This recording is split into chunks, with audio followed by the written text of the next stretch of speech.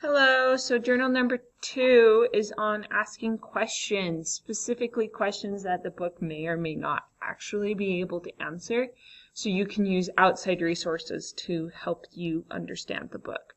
So I'm going to be starting in chapter 3 for this activity. Just quick side note, I kind of messed up and I did chapter 2 for journal entry number 3, but not a super big deal.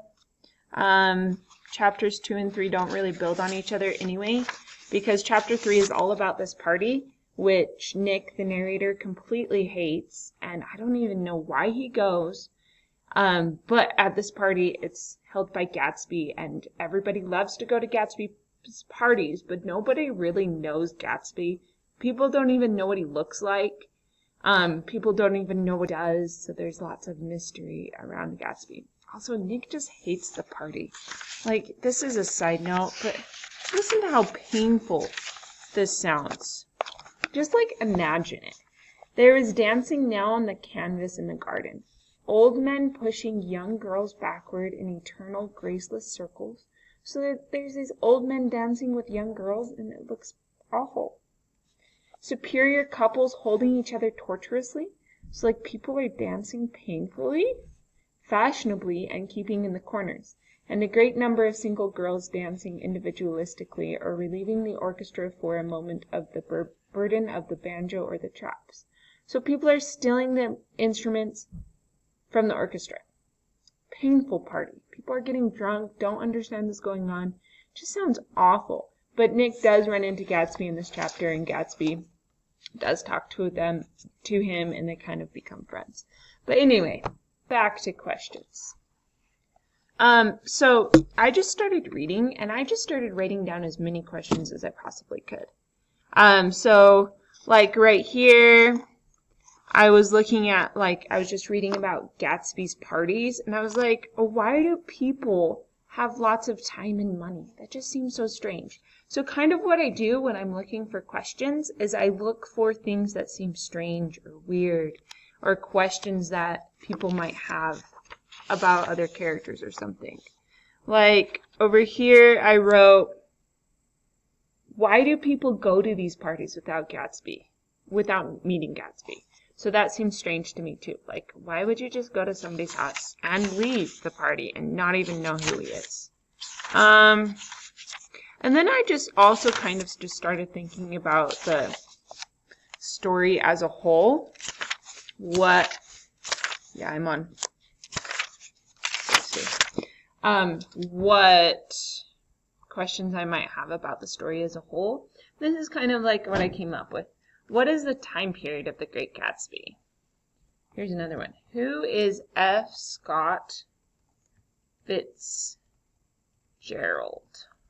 What do readers and the author, think that Gatsby did for a living?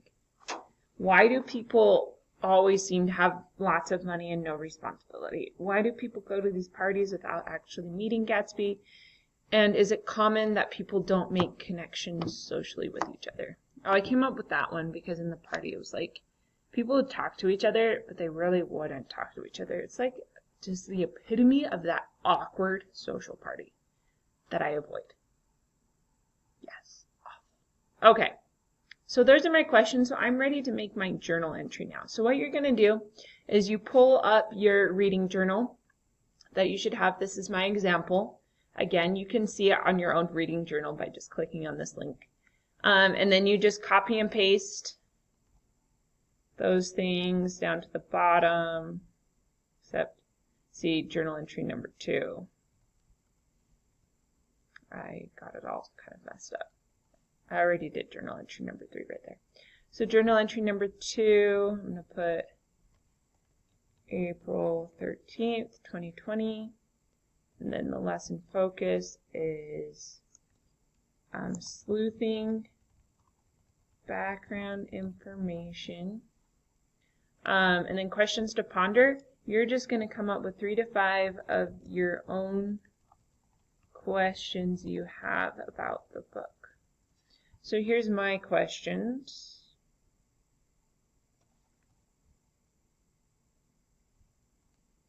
Okay, and I clearly have more than 3 to 5. So I'm going to do this one. I'm going to do this one. I'm going to do this one, and I'm not going to do that one. Okay, so now what you do is you come over here and you research. So what is the time period of the Great Gatsby? So I've got the 1920s, spark notes, context, awesome. So I'm going to use this to answer my question. So whenever you use outside sources, you need to make sure you make a source citation. Yay!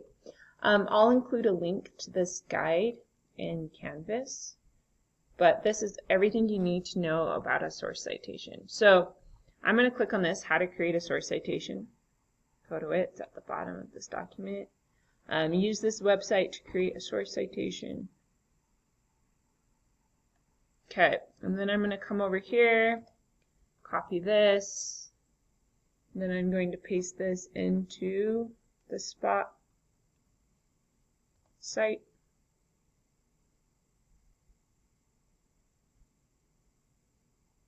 And then I'm like, yep, that's what I want. Select. Final step. Create.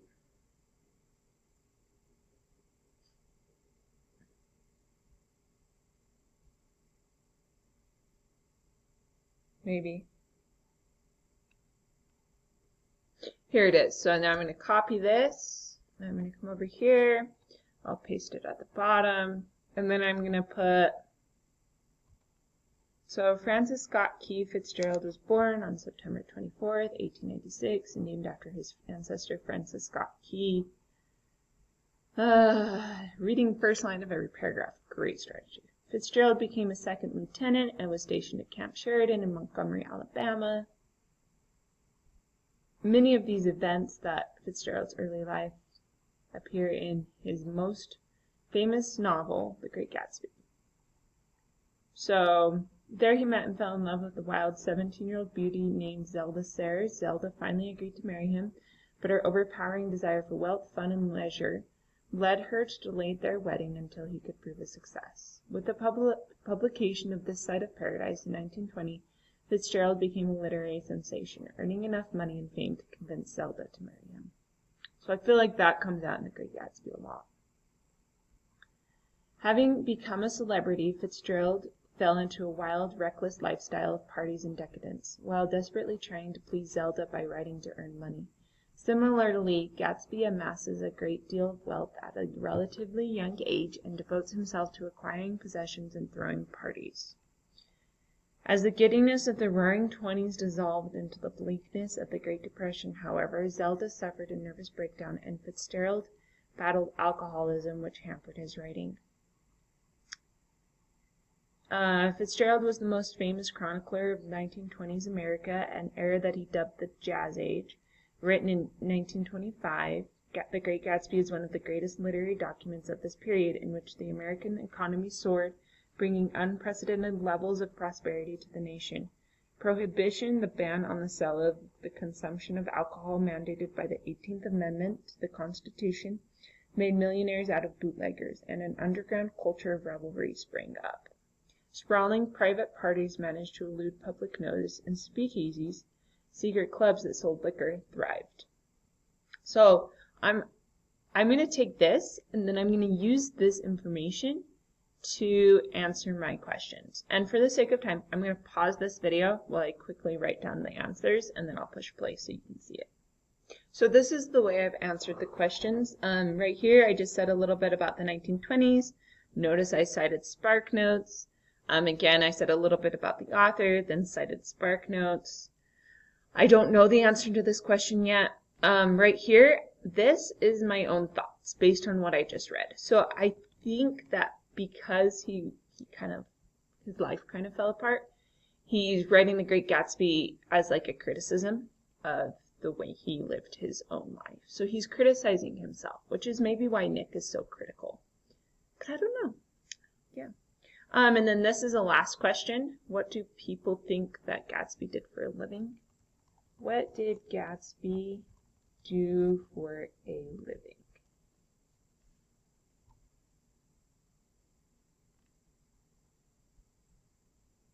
But no one knows where he comes from, what he does, or how he made his fortune.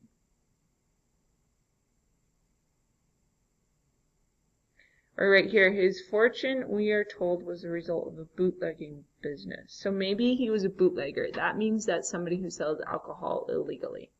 Check out Leonardo DiCaprio. There was a part in the book where it's like, his smile made you feel so good about yourself. Yeah, Leonardo DiCaprio. Great. So I'm going to use this. So I'm going to go make a citation. I'm going to pause it while Okay, so this is what I found. He was a bootlegger. This means he sold alcohol illegally, and notice I cited it.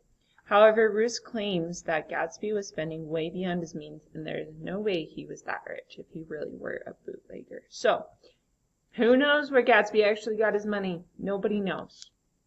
So nobody actually knows. Okay, so that's how you do that journal entry. Enjoy asking questions and researching it. Also, keep track in your reading log of where you are. So I am now read 4260. I'm getting a little bit behind, so I need to go document that. And possibly change my reading schedule, and that's okay. So get that done, keep track of it, turn it all in. Remember, you can look at my example and have fun doing it. Thanks. Bye.